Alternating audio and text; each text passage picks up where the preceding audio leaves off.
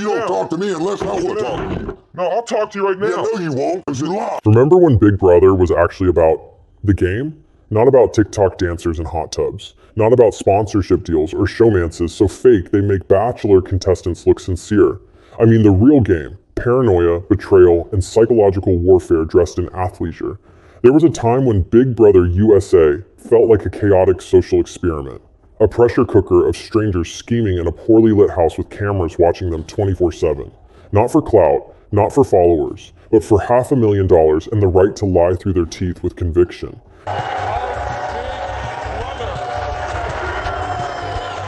This wasn't just reality TV, it was strategy porn. We had Dan's funeral, Dr. Will's manipulation masterclass, Janelle winning comps like it was a blood sport, legends, not influencers. Back then, the drama was raw, the alliances were unstable, and the feeds? Pure gold. People stayed up all night refreshing Reddit threads just to watch someone microwave a burrito while plotting a blindside. Big Brother used to be unpredictable, messy, and kind of brilliant. Now, it's airbrushed, overproduced, and smells like brand deals. So what the hell happened? Before the hashtags, before the showmances, before someone used the phrase social media strategy unironically in their preseason interview, Big Brother was imported chaos from Europe. Originally a Dutch invention. Yes, really, blame the Netherlands. Big Brother was designed as a social experiment. Lock a bunch of people in a house, remove all contact with the outside world, and see what happens. Spoiler, what happened was deeply weird and incredibly watchable. The original concept came from a place of a psychological petri dish where people slowly unraveled on national television. It wasn't about fame or followers. It was about how long you could keep it together when your only connection to reality was a disembodied voice saying, "You are not allowed to talk about production." When Big Brother USA launched in 2000, it tried to stay faithful to that vision. For about a season. The first season was weirdly pure. America voted people out. There was barely any game strategy, and most of the cast looked like people you'd run into at a PTA meeting. It was wholesome, awkward, and kind of boring. So CBS did what CBS does best. They panicked. By season 2, they scrapped the public voting system, added the head of household twist, and said, "Screw democracy, let's make this interesting." And just like that, the Big Brother we actually care about was born. This is where legends were forged. We got Dr. Will Kirby, a tanned puppet master who told everyone to their face he was lying, and they still trusted him. Because I hate you all. We got Nicole, the original underdog queen. We got Chilltown, phone calls in the diary room, and strategy so savage it made Wall Street look like a bake sale. The game evolved fast. By the early 2000s, Big Brother had fully embraced its identity as a Darwinian experiment in manipulation. The competitions were janky, the prizes were lame, and the house looked like it had been decorated by a suburban wine mom. But the drama? Chef's kiss. Season 6 brought us the Sovereign Six versus the Friendship, a storyline more gripping than most prestige dramas. Season 7 was All Stars. Before that term got hijacked to mean people who had a decent TikTok following in 2019. My name is Victor, I'm 25 years old, I live in New Orleans. I'm a personal trainer. In Season 10, straight up art. Dan Giesling entered the house a Catholic school teacher. He left a Machiavellian legend with blood on his hands and a smirk on his face. For a few golden years, Big Brother was appointment TV for people who wanted trashy entertainment and a game theory seminar. It had depth, it had unpredictability, and most important, it had 24/7 live feeds, so you could cancel your social life and start obsessing over people trapped in a house. And here's the thing, the players weren't perfect, but they were real. They said dumb things. They made messy alliances. They didn't have social media managers or pre-game brand deals. Some of them didn't even fully understand the rules, which honestly made the show better.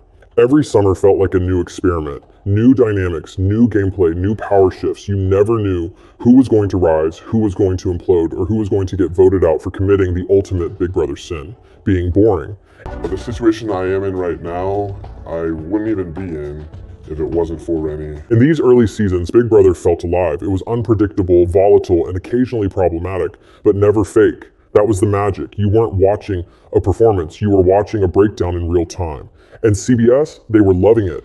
Ratings were strong, feeds were addictive, forums were popping off. YouTube was flooded with fan edits and conspiracy theories about voting patterns and house guest body language.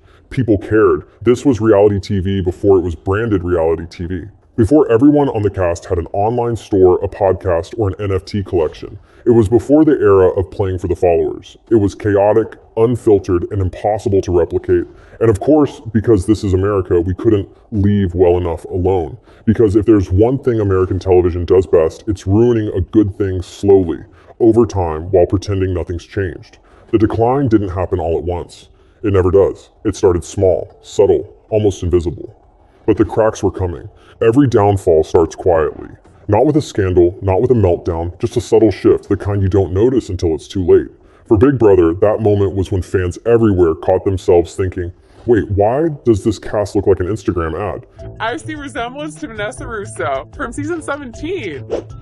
By the 2010s, the house stopped feeling like a social experiment packed with oddballs and underdogs. Gone were the rodeo clowns, morticians, and small-town weirdos. In their place, aspiring influencers, fitness models, people whose job title was entrepreneur, but let's be honest, they were selling protein powder on TikTok. The vibe changed. Players weren't scheming to survive, they were curating a personal brand. Why blindside someone when you could respect their journey and get invited on their podcast later? Why take risks when your post-show future depended on staying likable, not on actually winning? I'm thinking to myself, damn, maybe I should have picked Paul Lee. But here's the thing, this shift didn't just come from the players. Production started meddling too. Instead of letting the game unfold naturally, they layered on twist after twist, hoping to manufacture the chaos that used to happen on its own. Coaches, battlebacks, America's MVP, Pandora's box, secret rooms, reset buttons, each one more desperate than the last. What used to be a simple became a messy whiteboard of gimmicks, and the more production tried to spice things up, the more artificial it all felt. Even the diary room, once a place for raw emotion and strategy, turned into a TikTok audition booth. Contestants delivered sound bites like they were reading off a social media checklist. People should like you for who you are. I'm not here to make friends, I'm here to make moves. I didn't come to take part, I came to take over. Cool lines. But maybe make an actual move? And the live feeds, once the lifeblood of the fandom, started to crumble. Superfans used to stay up all night watching whispered plans unfold in the storage room. Now, the second things get interesting, fish tank, or stars, or sudden unexplained silence. It's hard to call it reality TV when the reality keeps getting cut. The early cracks weren't loud. They didn't explode all at once. They crept in, episode by episode, season by season. Small casting shifts, small production tweaks, small edits that smoothed over the chaos. But those small cracks, they were growing.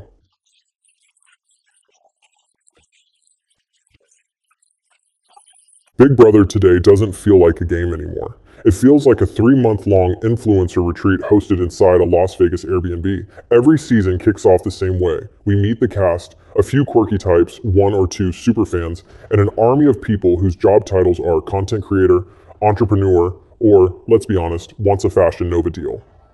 On day 1, alliances lock in based on vibes and mirror selfies. By week 2, anyone remotely interesting or unpredictable is backdoored. By week 4, the majority alliance is steamrolling the house, and we're all stuck watching the same 6 people take protein shakes, rehearse diary room one-liners, and nod sagely about playing with integrity.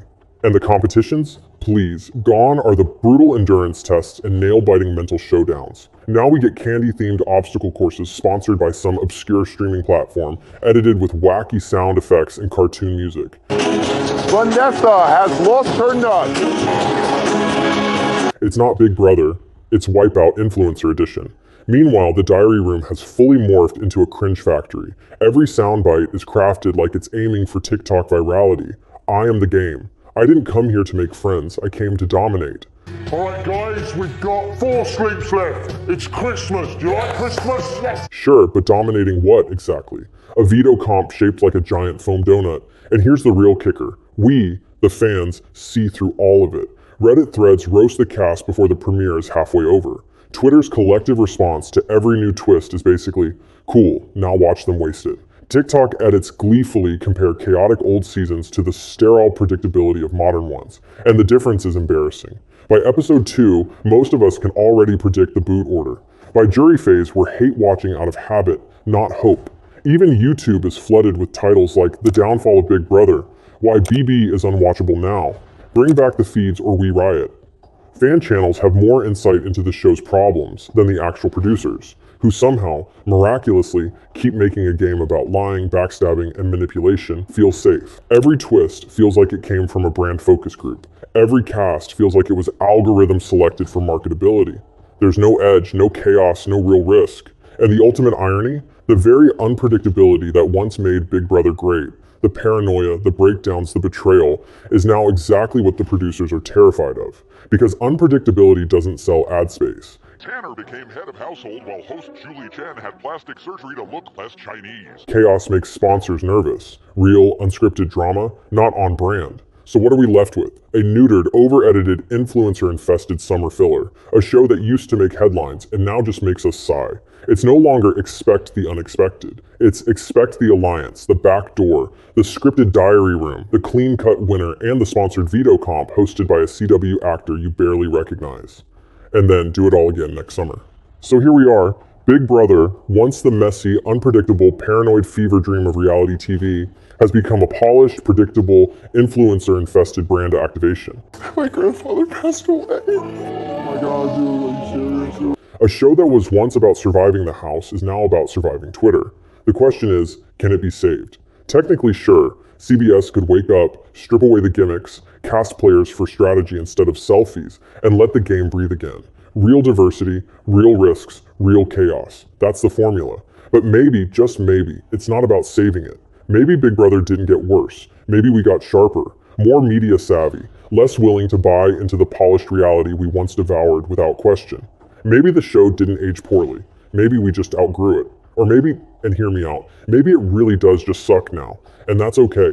Because if Big Brother taught us anything, it's this. No alliance lasts forever, not even the one between a show and its fans. So if you're still watching, I salute you. You are stronger than slop, stronger than backdoor plans, stronger than the fish tank cutting the feeds mid-drama. If you've walked away, I get it.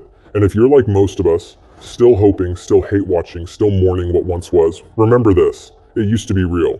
Now it's just real adjacent. And the feeds? Yeah, they're down again. Oh, and if this video made you feel seen, broken, or spiritually evicted, smash that subscribe button like it's the veto comp you have to win. Like the video if you've ever screamed at a floater. Drop a comment with the moment you realized the game was rigged, emotionally or otherwise. Because unlike Big Brother, this channel actually listens. See you next eviction.